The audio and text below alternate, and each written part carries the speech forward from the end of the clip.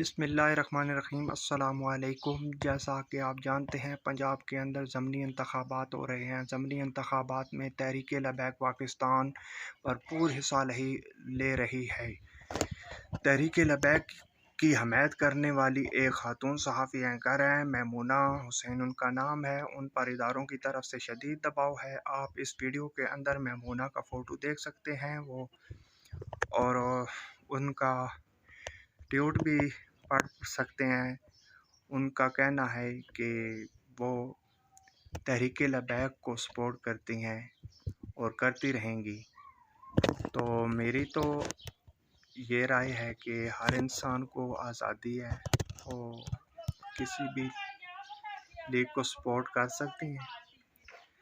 आप अपनी राय का इज़हार इस वीडियो में दे सकते हैं कमेंट के अंदर।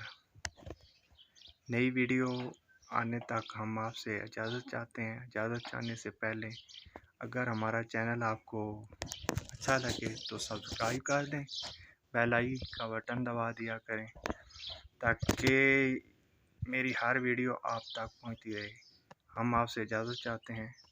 अल्लाह हाफ़िज़।